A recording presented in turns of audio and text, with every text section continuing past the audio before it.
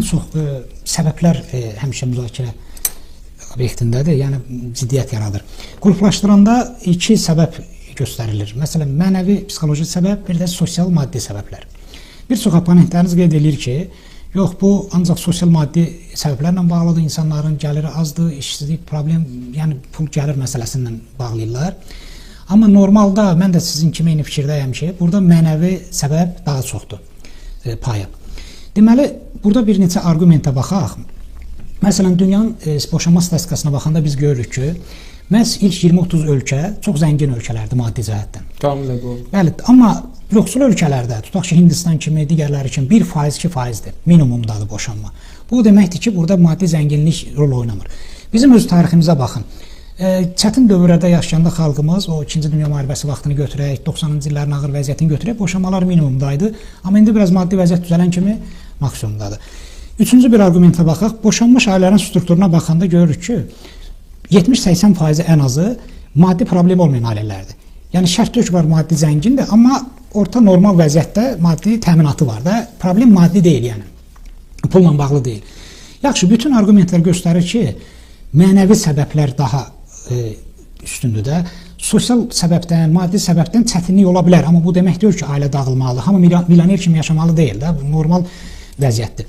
İndi deməli bu məsələdə, indi aydın məsələdə o tərəfində təsir var, dövlətimiz müəyyən bir tədbirlər həyata keçirilir, yenə də yaxşı olar ki, dəstək layihələri eləsin. Məsələn, sosial dəstək bir çox Avropa ölkələrində, digərlərdə, Çində, Yaponiyada olunur.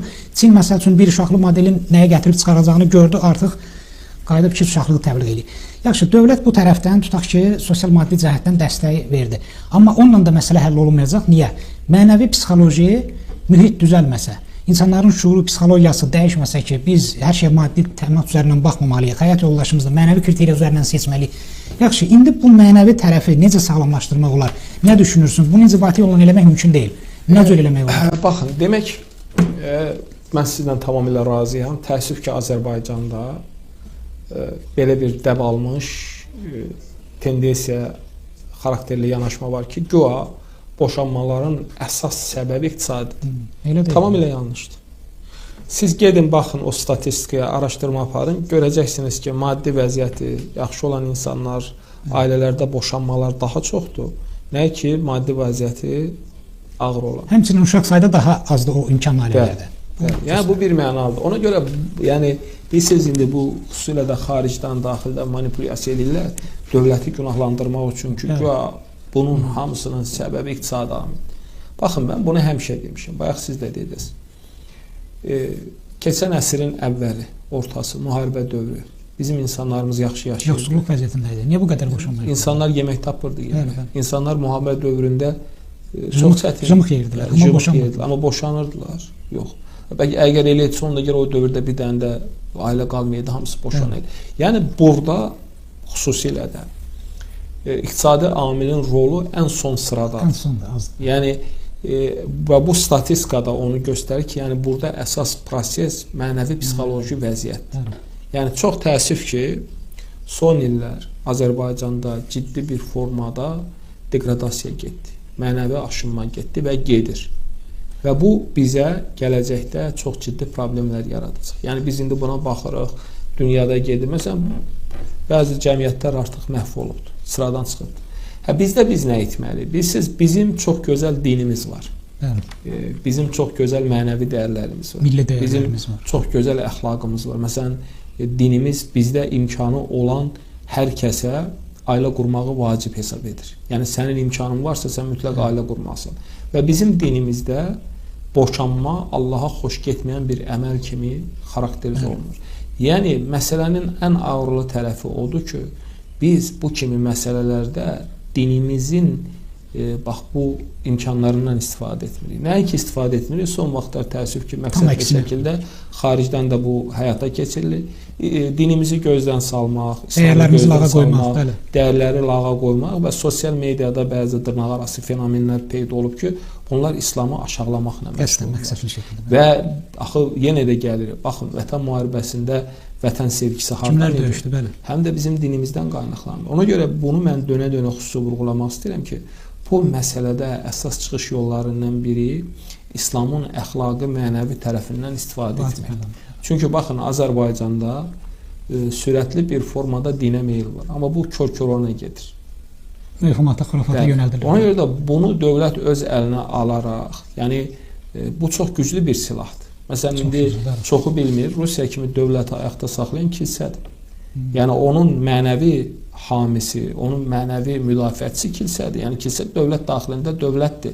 Və bizdə də biz bundan qorxmalı deyilik. Baxın, getdikcə bizi qarşıda çox çətin günlər gözləyir. Mən bütün görüşlərdən bunu deyirəm. Bu pessimizm deyil. Getdikcə cəmiyyətdə, məktəblərdə cinayətlərin sayı artır. Bilbəyli rəqəmlər göstərir də. Getdikcə biz İslamla, mənəvi dəyərlərimizdən uzaqlaşdıqca bizim həyatımız daha betər olacaq. Ona görə də mən düşünürəm ki, hətta məktəblərimizdə bir dəyərlər, əxlaq bir fənni milli mənəvi dəyərlər dərs olmalıdır. Milli mənəvi dəyərlərlə bağlı geniş təbliğat aparılmalıdır. Yəni bu istiqamətdə biz addım atmasaq, yəni mən yenə də gəlirəm. Siz bu nəyə bənzəyir? Əlində çox dəyərli bir sərvət var. O sən sərvətdən istifadə edə bilmirsən. Yəni niyə bizdə ailə dəyərləri bu qədər güclüydü? Bu hardan qaynaqlandı? Bu bizim dinimizdən qaynaqlandı. Dini və milli dəyərlər. Bizim milli dəyərlərimizdən, yəni bizdə artıq milli mənəvi dəyərlər çulğalaşıbdır. Ulu Öndər Heydər deyirdi ki, dinimiz xalqımızın milli mənəvi sərvətidir. Və o mənada mütləq şəkildə yəni bu işlər görülməlidir. Baxın, nə ailələrimizdə, nə məktəblərimizdə tərbiyə işi prioritet deyil. Əsas oxu.